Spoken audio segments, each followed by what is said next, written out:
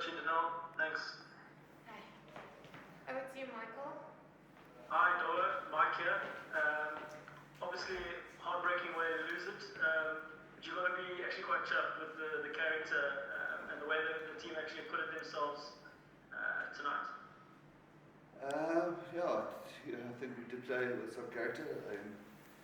Well, it's pretty much a pretty heartbroken change room, and we were just very, very disappointed we couldn't close it out. We had a scrum there. We should have. If we'd got that scrum, we probably would have closed it out. We got ourselves on the wrong arm of the law today, and we paid the price for it. Dom, just looking at the performance in the first half, the defence, when we're down to 13, and to go into half-time 10 points up is actually quite remarkable.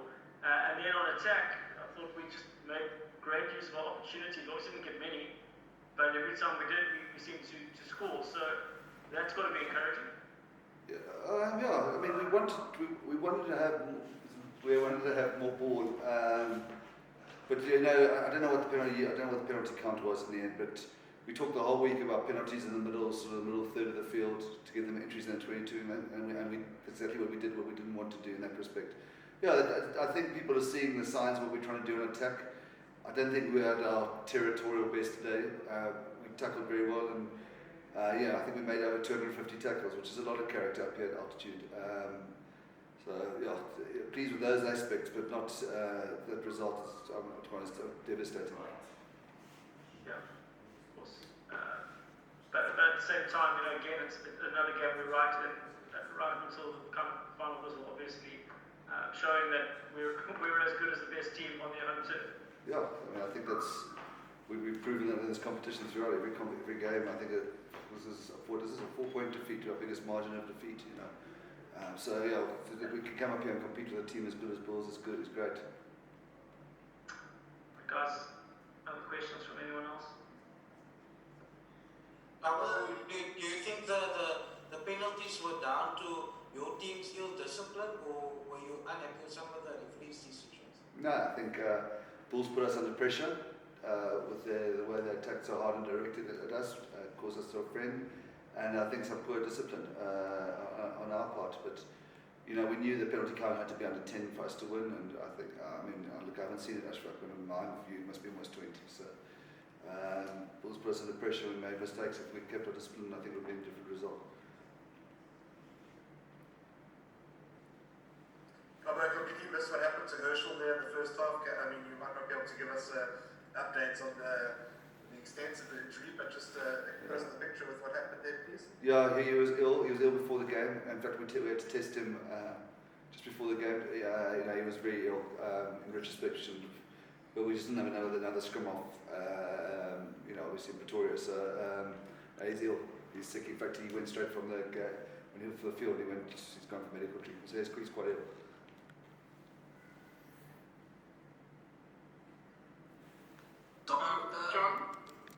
John, when you say HERSCHEL was ill, is it stomach sort of ill or respiratory sort of ill? More respiratory sort of ill. More respiratory sort of ill. We weren't sure during warm-up if he was going to get on the field, and then he didn't last, so he tried.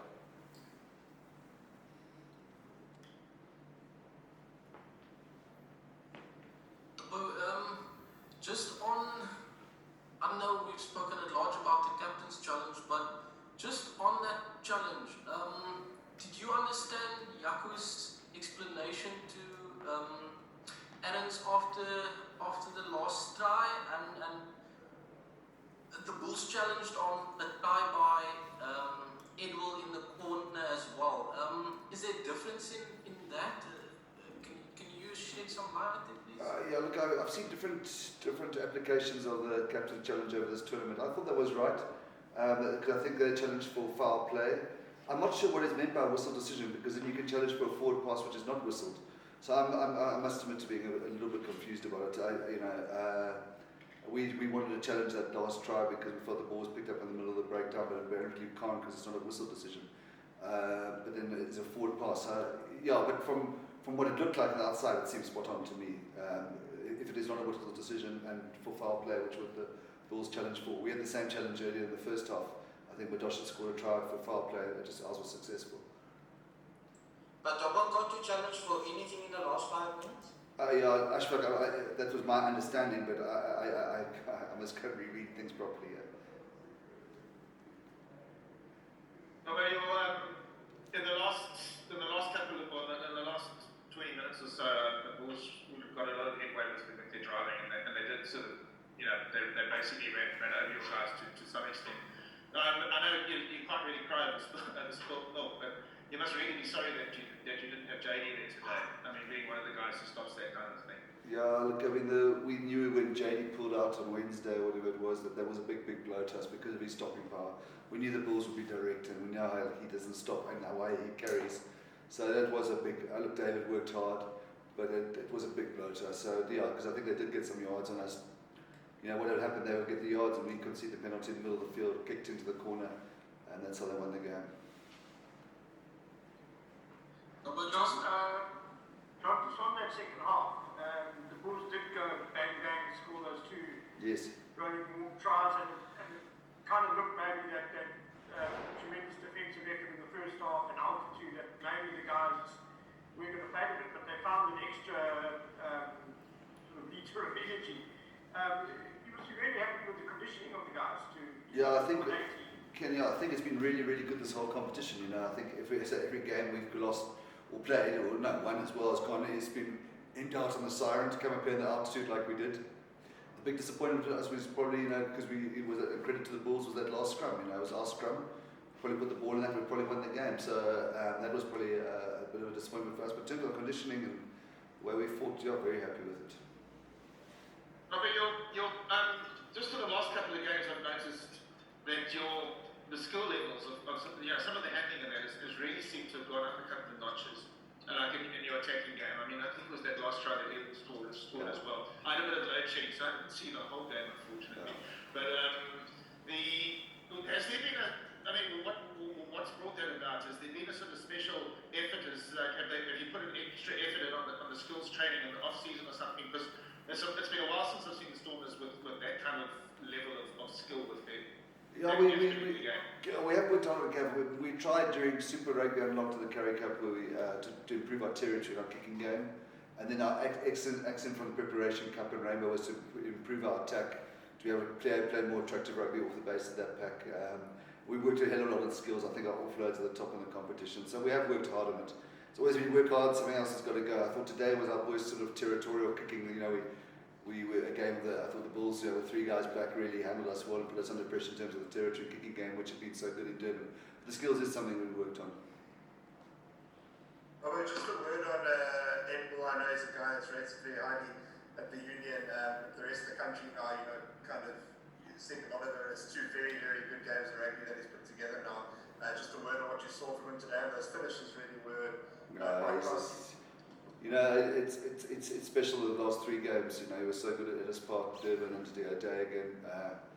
He's going to be in high demand, I'm sure. You know, he's come through a tough. You know, he spent a year and a half after Varsity Cup where he was a star, trying to break through. You know, a couple of question marks in some areas of his game, and you know, he's been patient and worked. He's incredibly hard worker in terms of training, and you just see his body and the shape he's in. So he deserves a break. It's been tough, you know, playing behind Ciabello, HERSCHEL, something else I'm going to forget now. But you know, so he's taken him. It's been a tough period for him, and he deserves all the rewards he gets now.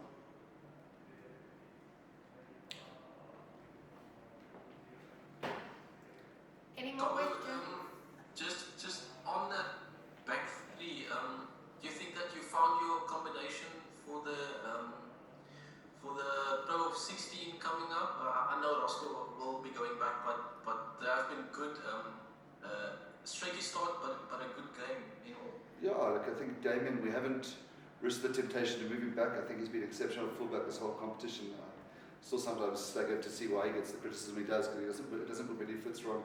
And obviously it was great, and we've still got Ciabello coming back and HERSCHEL, so I'm very happy with the back 3.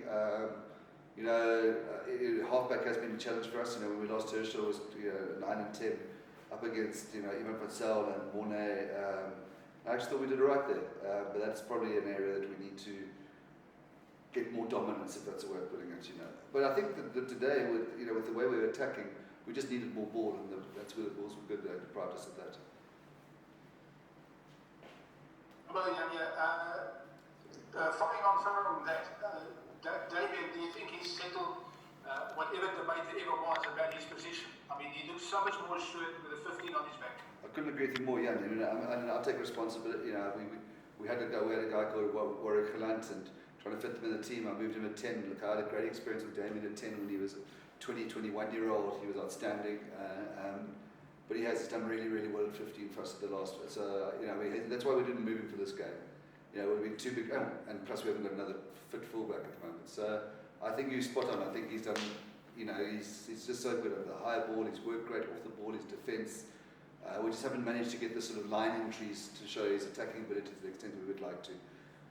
He's still attacking a little bit like a fly, quite flat, but that's something we have to work on.